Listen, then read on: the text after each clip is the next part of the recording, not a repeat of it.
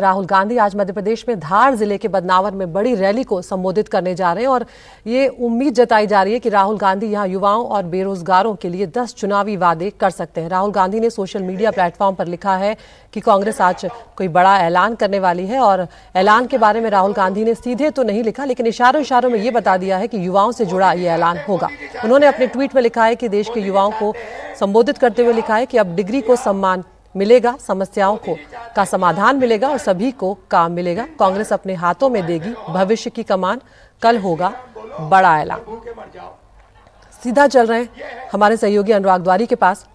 अनुराग, यहाँ पर जिस तरह से विधानसभा चुनाव में कांग्रेस को हार का सामना करना पड़ा है और पार्टी में एक बार फिर से बिखराव जो है वो भी देखने को मिला था, बीच में किस तरह से कमलनाथ जो है उनके पाला बदलने की खबरें तक सामने आ गई थी। ऐसे में अब मध्य प्रदेश में बड़ा ऐलान भले ही राहुल गांधी करने जा रहे हैं, लेकिन संगठन को एकजुट रखना और सिर्फ मध्य प्रदेश में नहीं पूरे देश भर में वो भी एक बड़ी चुनौती है। क्या क्या जानकारी इस वक्त निकल कर आ रही है?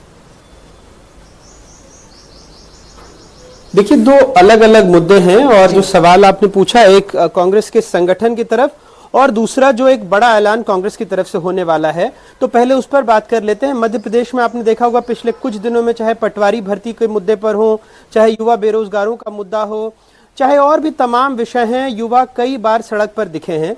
ऐसे में धार जिले के बदनावर से जो एक बड़े ऐलान की बात कही जा रही है, जिसमें सबसे जो महत्वपूर्ण होगा वो होगा रोजगार का अधिकार। ये अपने आप में एक बहुत बड़ा ऐलान हो सकता है, खास करके युवाओं को। अगर चुनाव के संदर्भ में भी देखें या वैसे भी, तो किसी देश में अगर युवा को रोजगार का अधिकार मिलेगा तो ये बहुत बड़ी बात होगी। जो पर्चे लीक हो रहे हैं, इसके खिलाफ सख्त कानून बनाने की बात कही जा रही है।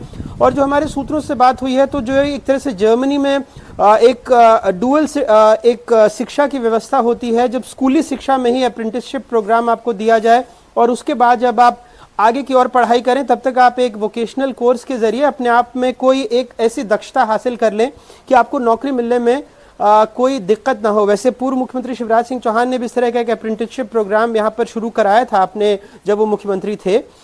तो इस तरह के कुछ बड़े ऐलान कांग्रेस कर सकती है और माना जा रहा है कि इससे युवाओं में पैठ बनाने में उसको आसानी होगी। आपका दूसरा सवाल कांग्रेस के संगठन की तरफ था, तो देखिए उन्होंने तो ये बदलाव पहले ही कर लिए। जीतू पटवारी के तौर पर जो पीसीसी अध्यक्ष बनाए हैं युवा, और दूसरे उमंग सिंगार जिनको नेता प्रतिपक्ष विधानसभा में बनाया है।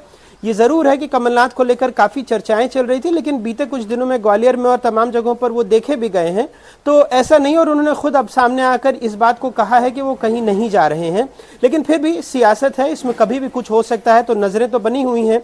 700 किलोमीटर लगभग राहुल गांधी यहाँ पर यात्रा कर रहे हैं और इसके बाद यहाँ से जो रतलाम झाबुआ होते हुए वो राजस्थान निकल जाएंगे। ये जरूर आपके सवाल में भी एक बात आती है कि जब पिछली दफे उन्होंने यात्रा की और विधानसभा चुनाव में कांग्रेस 66 सीटों पर सिमट गई थी, तो ऐसे में सवाल उठेंगे ही कि लोकसभा चुनाव में क्या होगा। क्या ऐसी घोषणाओं के बूते युवाओं में पैठ बनाकर पार्टी जो पिछले लोकसभा चुनाव में मात्र 1 सीट जीत पाई थी, क्या उसमें इजाफा करेगी? तो तमाम ऐसी कोशिशें की जाएंगी, लेकिन आज सबकी नजरें या यूं कहें पूरे देश की नजरें बदनावर में जरूर होंगी, जहां पर कांग्रेस ने कहा है कि वो एक बड़ा ऐलान कर सकती है और माना यही जा रहा है कि ऐलान युवाओं और रोजगार के अधिकार से संबंधित होगा।